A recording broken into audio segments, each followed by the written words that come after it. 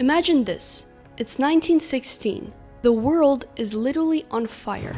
World War I is raging. Millions are dead. And the so-called civilized world is tearing itself apart in the name of progress and patriotism. And what do a group of artists in Zurich do in response? They start reading nonsense poems. They glue random objects together. They declare that a urinal is a masterpiece. They name their movement Dada. Today, I'm going to talk about one of the strangest art movements in history. Welcome to Dadaism, the art movement that said, if the world is absurd, then so are we. Make sure to stay until the end, where I explain how the Dadaists, without even intending to, uncovered a profound moral truth about the world. Dadaism, or just Dada, wasn't just random nonsense. It was a total rejection of traditional art, culture, and logic. The artists weren't trying to be pretty, or deep, or even make sense. They were trying to mock the very idea of meaning because they felt like the world had lost it. Even the word Dada has a silly origin. Common story is that the artist Richard Huelsenbeck slid a paper knife randomly into a dictionary, where it landed on Dada, a French term for a hobby horse. Tristan Tzara, one of the founders of Dadaism, said, "Dada does not mean anything. It is a simple expression of nonsense and mockery." Here's an excerpt from the Dadaist manifesto. Dada was born of a need for independence, of a distrust towards unity. Those who are with us preserve their freedom. In short, Dada was a reaction to war, to politics, and in a sense, to the failure of civilization.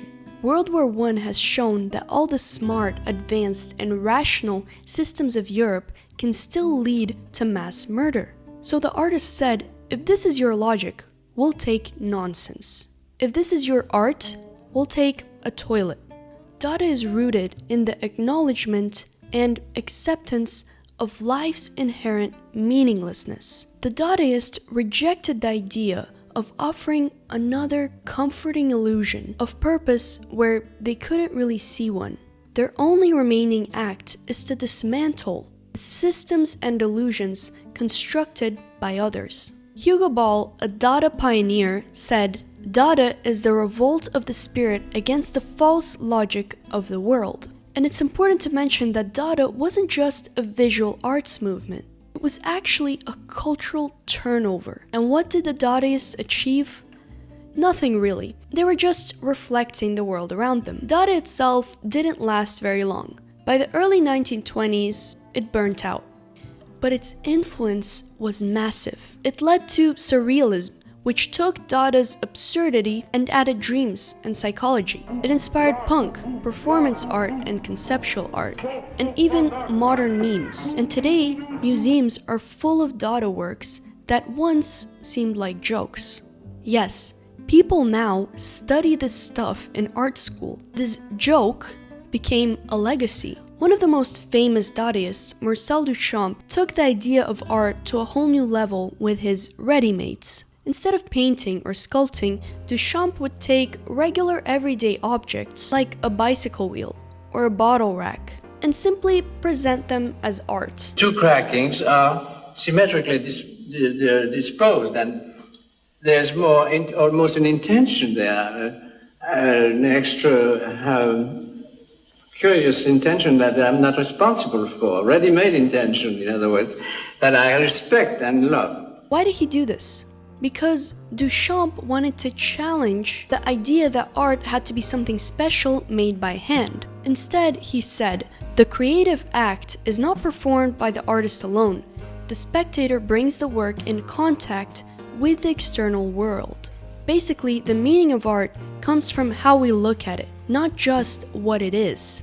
Duchamp's readymades were a bold challenge to the conventions and authority of the art world, and they changed everything about what art could be. I forced myself to contradict myself in order to avoid conforming to my own taste. I think one of the biggest takeaways from Dadaism is that art doesn't necessarily aim to reveal a certain truth. It only reflects the world around it, and through this, it reveals the truth, or maybe multiple truths. What the Dadaists revealed was priceless. If there are no standards for art, then everything is permitted.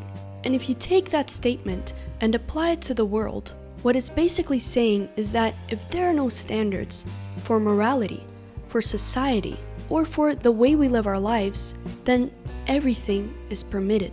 In a way, by denying the standard, they showed us how necessary the standard actually is. C.S. Lewis said in his book Mere Christianity, "If no set of moral ideas were truer or better than any other, there would be no sense in preferring civilized morality to savage morality, or Christian morality to Nazi morality."